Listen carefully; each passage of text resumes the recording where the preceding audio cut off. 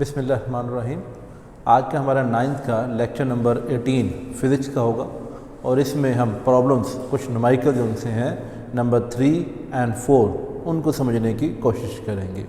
तो numerical number 3 अगर आप पेज नंबर 115 पे अगर देखते हैं प्रॉब्लम क्या दिया जाता है, नुमेरिकल्स क्या दिया जाता है थर्ड में, तो कुछ इस तरह लिखा हुआ है find the acceleration due to gravity. अब एक्सेलरेशन ड्यू टू ग्रेविटी को हम रिप्रेजेंट करते हैं या ग्रेविटेशनल एक्सेलरेशन को रिप्रेजेंट किया जाता है स्मॉल जी से। अब स्मॉल जी के फार्मूला आपको आना चाहिए। पहले मैं इसके डेरिवेशन बता रहा हूँ कि आपको फार्मूला कैसे याद रखना है। याद तो डायरेक्ट याद कर लें वो भी बेहतर है, अगर याद ना हो तो इसे ड्राइव करना आना चाहिए। ड्राइव कैसे कर सकते हैं? एक तो लॉ ऑफ रोटेशन का फार्मूला, क्योंकि पूरा चैप्टर लॉ ऑफ रोटेशन के गिर्द गिर्द घूम रहा है, वो याद होना चाहिए। उसके साथ हमारे पास वेट का फार्मूला जहाँ पे हमने मैथ ऑफ अर्थ मालूम किया था। तो एक छोटा सा मैं बता रहा हूँ कि किस तरह आपने फार्मूला ड्राइव करना है। लॉ ऑफ रोटेशन हमने पढ़ा था F = G small m capital M के कोई बॉडी है मैस जो ज़मीन के सरफेस पे रखा हुआ था divided by r square. r क्या था? Distance between the centres. And second form उन्होंने लिखी था F = वेट, एंड वेट किसके इक्वल था? mg। इन दोनों इक्वेशन को सिर्फ कंपेयर करना है। अगर मैं इन दोनों इक्वेशंस को कंपेयर करूं तो mg = right side left side के इक्वल हो तो राइट साइड को हम राइट साइड के इक्वल कर सकते हैं। कंपेयर करने से mg = Gm/r²। अब यहाँ गौर से देखा जाए ना तो ये स्मॉल m इस कैपिटल स्मॉल m से क्या हो जाता है? राइट साइड पे स्मॉल m है, लेफ्ट साइड पे स्मॉल m है, ये m से क्या हो जाएंगे? कैंसिल। तो g का फार्मूला बन जाता है Gm/r²। तो ये जो फार्मूला बना g का एक्सेलरेशन ड्यू टू ग्रेविटी का, ये आपको अच्छे तरीके से याद होना चाहिए। नुमेरिकल नंबर 3 है, 4 है, 5 है, 6 है, इवन 7, 8 के अंदर भी हम क्या करते हैं? इसी फार्मूले को पुट करते हैं और इसी फार्मूले से हम थोड़ा सा चेंज करके नुमेरिकल को सॉल्व करते हैं। तो ये फार्मूला या तो डायरेक्ट याद करना है, small g = capital G। Capital G कैसे कहते हैं? ग्रेविटेशनल कांस्टेंट है, स्पेसिफिक इसकी वैल्यू होती है जो चेंज नहीं होती, वो याद होनी चाहिए। m बॉडी का मैस है, हेवनली बॉडी, मून भी हो सकता है, सूरज भी हो सकता है, ज़मीन भी हो सकती है, जो भी हमारे पास गिवन हो। r उसका रेडियस, r किसके रेडियस? अगर मून है तो मून का रेडियस, अर्थ है तो अर्थ का रेडियस, सन है तो सन का रेडियस कहलाता है। तो ये g का फार्मूला आना चाहिए।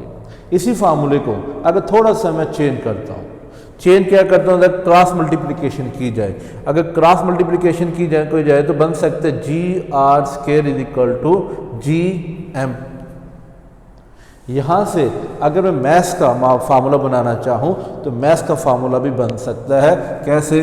कि Gr² कैपिटल G उधर m से मल्टीप्लाई हो रहा था, इधर आके मैंने इसे क्या कर दिया? डिवाइड कर दिया, या बोथ साइड को कैपिटल G से डिवाइड करने से we get the formula of mass.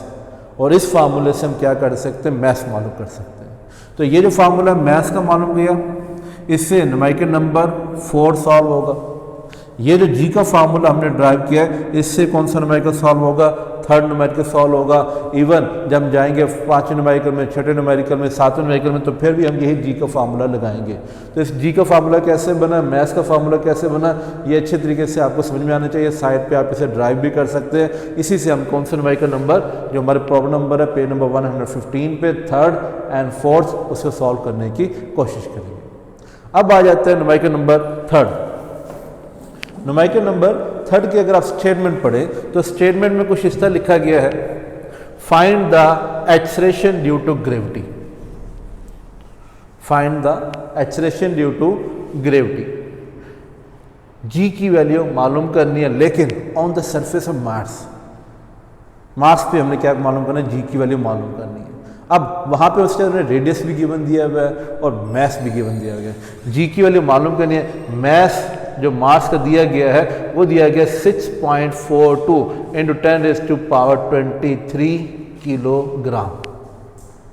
और जहाँ तक रेडियस की बात आती है तो रेडियस भी गिवन दिया गया है, और कितना गया? 3370 किलोमीटर। डिस्टेंस हमेशा मीटर में मेजर किए जाते हैं। अगर सेंटीमीटर भी हो तो उसे हम किस में कन्वर्ट करेंगे? मीटर में कन्वर्ट करेंगे। मिलीमीटर हो उसे भी किस में कन्वर्ट करेंगे? मीटर में कन्वर्ट करेंगे। कैसे करेंगे? जनरल नॉलेज के लिए थोड़ा बता देते हैं। तो कभी भी अगर डिस्टेंस सेंटीमीटर में हो तो उसे किस में लेना? कन्वर्ट करना है मीटर में। मीटर में कैसे कन्वर्ट कर सकते हैं? उसको 100 से डिवाइड करके। सेंटीमीटर जो भी गिवन होगी मीटर में कैसे कन्वर्ट करेंगे, 100 से डिवाइड करेंगे। तो सेंटी का मतलब भी क्या होता है, 10⁻⁻²। अगर मिलीमीटर है, मिलीमीटर को अगर मीटर में कन्वर्ट करना है तो 1000 से क्या करेंगे, डिवाइड करेंगे। और जहाँ तक किलोमीटर की बात आ जाती है तो किलोमीटर को अगर मीटर में कन्वर्ट करना हो तो 1000 से मल्टीप्लाई करते हैं। ये 3 फिगर ही ज़्यादा हमारी 9th 10th में चल रही होती हैं। जैसे मिलीमीटर गिवन दिया जाता है, सेंटीमीटर गिवन दिया जाता है या किलोमीटर दिया जाता है, तो किलोमीटर को भी मीटर में कन्वर्ट करना है, सेंटीमीटर को भी मीटर में कन्वर्ट करना है और मिलीमीटर को भी किस में कन्वर्ट करना है, मीटर में कन्वर्ट करना है। तो यहाँ जो डिस्टेंस दिया गया था रेडियस, वो किस में गिवन है, किलोमीटर में। तो किलोमीटर को मीटर में कन्वर्ट करने के लिए हम क्या करेंगे, 1000 से मल्टीप्लाई करेंगे। तो ये 3370 था, इसके साथ मजीद कितने जीरोज आ जाएंगे, 3 जीरोज आ जाएंगे, ये मीटर में कन्वर्ट हो जाएगा।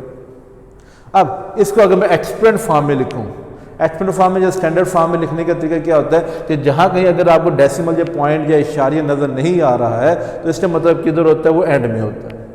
और स्टैंडर्ड फॉर्म साइंटिफिक में किधर होना चाहिए, एक नॉन जीरो डिजिट के बाद होना चाहिए। तो we can write it as 3.37 × 10⁻6 metre. जो डेसिमल अब यहाँ पर है ये 6 डिजिट क्रॉस करके 3.37 के दरमियान आ सकता है। अगर आप ना भी करें वो भी ठीक है, चलेगा। तो ये मेरे पास रेडियस आ गया। फाइंड क्या करना है, हमने वैल्यू ऑफ जी मालूम करनी है। अब जी के लिए जो मैंने साइड पे इंफॉर्मेशन, आप साइड पे क्या कर सकते हैं, जी का फार्मूला ड्राइव भी कर सकते हैं। जो अच्छा ऐसा होता है कि 2-4 दिन में तो बच्चे याद रखते हैं जी का फार्मूला, लेकिन जब थोड़ा टाइम गुजरता है, 3 माह गुजरते हैं, 4 माह गुजरते हैं, उसके बाद कि हमने अगले यूनिट करने के बाद दोबारा कभी 5वें यूनिट के ऊपर आते हैं, न्यूमेरिकल्स करने की कोशिश करते हैं, तो इंसान भूल जाता है। तो भूलने की वजह से मैं क्या कहता हूँ कि आप ये साइड पे ड्राइव कर लें, क्योंकि फार्मूला चेंज हो गया, गलत लिख दिया गया तो उसका आंसर आपको न्यूमेरिकल पूरी का पूरा क्या हो जाएगा, गलत हो जाएगा। तो फार्मूला दोबारा मैं रिपीट करता हूँ, ये आप साइड पे क्या करेंगे, इससे ड्राइव करेंगे। कैसे ड्राइव कर सकते हैं, एक साइड पे वेट का फार्मूला लिख दें mg और एक साइड पे लॉ ऑफ ग्रेविटेशन का फार्मूला लिख दें। क्या फार्मूला था, Gm/r²।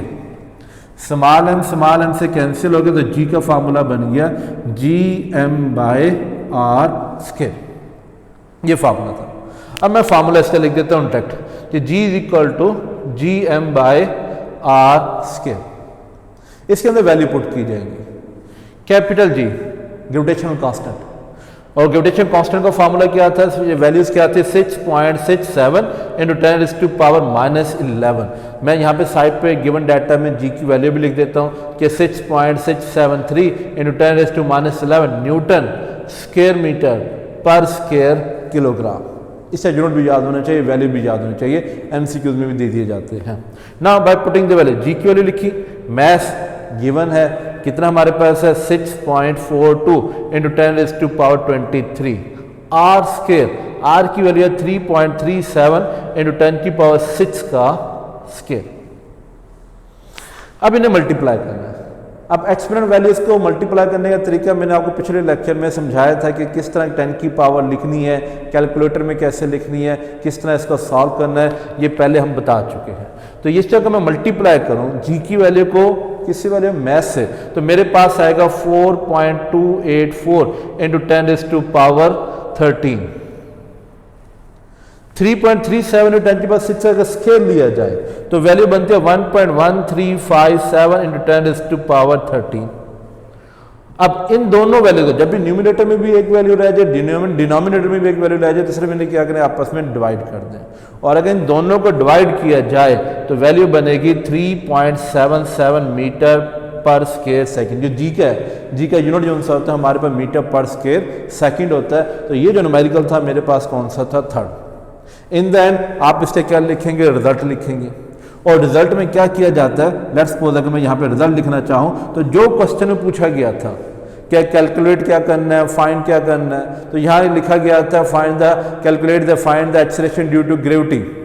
So the acceleration due to gravity on the surface of Mars according to given data, या according to given data 3.77 metre पर स्क्वायर सेकंड। कोशिश किया करें जो आंसर हो वो इन द एंड लिखा जाए।